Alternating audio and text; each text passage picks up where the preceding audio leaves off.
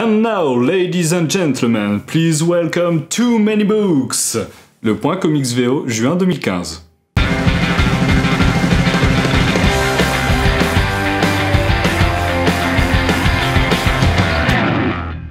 On commence tout de suite avec l'event majeur de chez Marvel, Secret Wars, le 1/8. Oui, j'ai enfin réussi à mettre la main sur ce mensuel monstrueux. Fatalis se retrouve à ce qui ressemble de plus ou moins près à un dieu. En gros, c'est tout. Le multivers se meurt, il reste plus que deux mondes, la Terre 616 et la Terre 1610. Les terres, la jonction entre ces univers et ces terres-là, donc elles vont rentrer en collision, en gros. La terre de l'un voit la terre de l'autre arriver sur sa gueule, donc ils ont très peur, donc ils essayent de se défendre. Donc ça donne lieu à beaucoup de cadavres. C'est très intéressant, très beau, et il faut absolument le lire parce que sinon vous n'allez plus rien comprendre. The Amazing Spider-Man 18.1 Spiral Part 3. Ouais, je fais moitié accent anglais, moitié accent français. C'est l'épisode 3 d'un micro-arc que je n'ai absolument pas lu. Donc inutile de vous dire que j'ai pas compris grand chose, mais j'ai vu Black Cat et Spider-Man, j'ai fait bon, je vais prendre. En plus c'est dessiné par Carlos Barberi, qui m'a fait découvrir Deadpool, rien que ça, donc c'est très beau. J'ai découvert un nouveau personnage qui s'appelle The Race, qui est incontrôlablement violente et qui fait équipe avec Spider-Man. Mais bon voilà, moi perso j'ai rien capté. The Amazing Spider-Man Renew Your Vows 1, c'est chiant à dire. Le multivers est détruit. Oui, j'en chie à tout comprendre parce que je suis à la bourse sur Secret Wars, mais le Battle World est né. Donc en gros le Battle World c'est l'univers dans lequel tous les comics Marvel vont se dérouler. C'est un patchwork de tous les univers, de plusieurs mondes, et on va suivre justement une histoire dans ce monde-là où Peter Parker vit avec MJ et tout va bien. Ça a été le bordel parce que la destruction des mondes et tout ça a créé plein de petits problèmes. Des amis sont morts, tous les X-Men apparemment, ils sont tous morts. Il reste quelques Avengers qui vont se retrouver confrontés à une entité qui s'appelle le Régent. Spider-Man est confronté à Venom et il va être très pragmatique dans ses choix.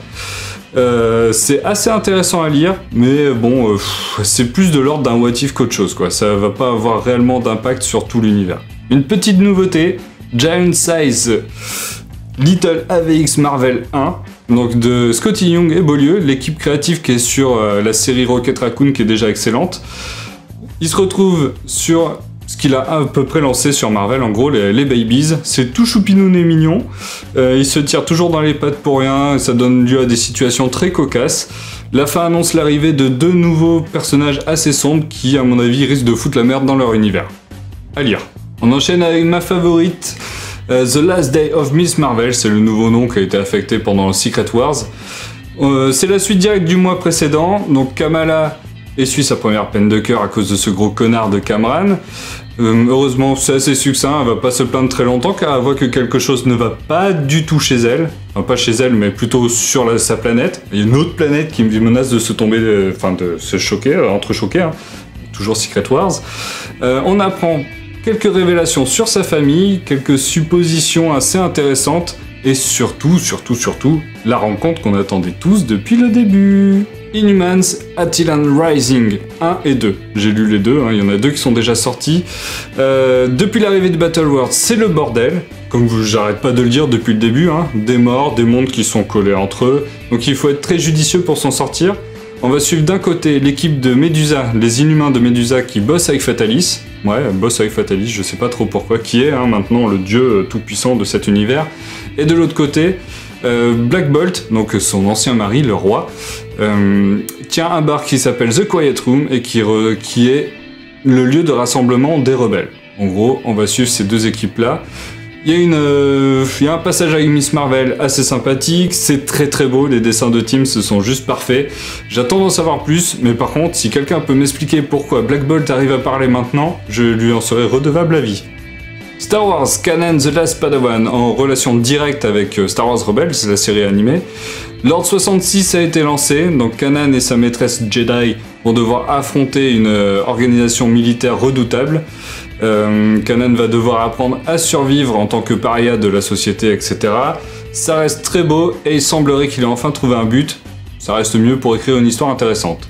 Grosse nouveauté et grosse surprise chez DC Comics, Black Canary 1, Dina. Donc Black Canary a tout perdu, son dojo, ses affaires, tout a cramé. Si vous avez suivi les histoires de Batgirl depuis le changement de l'équipe créative, vous le sauriez. Donc Batman Saga 37 chez Urban pour ceux qui veulent rattraper le coup. Dina est maintenant une chanteuse dans un groupe de punk rock. Avec son tempérament, les concerts se finissent souvent en baston, non sans raison. Elle a forcément du mal à se faire payer aussi parce que elle a détruit la moitié de la salle de concert, ça aide pas trop. L'histoire se met en place très rapidement, c'est très punchy, très dynamique, assez drôle. Ça m'a étrangement fait penser à Spider-Gwen et à Scott Pilgrim, c'est vraiment à surveiller. On termine avec mon chouchou chez DC Comics, donc Batman Arkham Knight. Comme le nom du jeu vidéo qui vient de sortir, auquel je ne peux pas jouer ce soir parce que je suis en train de tourner. C'est excellent. C'est un préquel en fait, ça explique un peu qui est... Enfin, pas qui est, mais qu'est-ce qui s'est passé pour que Gotham soit dans cette merde-là. C'est écrit par Buccellato. Vous vous souvenez quand Flash c'était bien? Bah voilà, c'était lui qui était dessus, j'adore ce mec.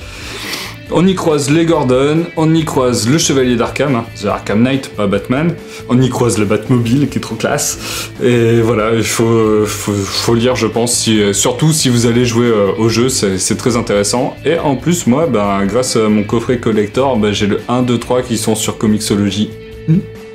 Pour conclure, un mois très chargé Marvel, même si je comprends pas tout parce que je suis à la bourre niveau Secret Wars. Je suis désolé d'avance, je ferai pas beaucoup de VO DC Comics, vu que je les achète en VF et que j'ai pas les thunes de les acheter 2 fois. Ce mois-ci, pas grand chose en indé. Merci à tous d'avoir suivi ce premier épisode de Too Many Books, même si c'est pas vraiment le premier épisode, mais c'est celui du mois de juin 2015. Merci à tous de l'avoir suivi. N'hésitez pas à vous abonner, à partager, commenter et dites-moi surtout quels ont été vos coups de cœur et vos recommandations.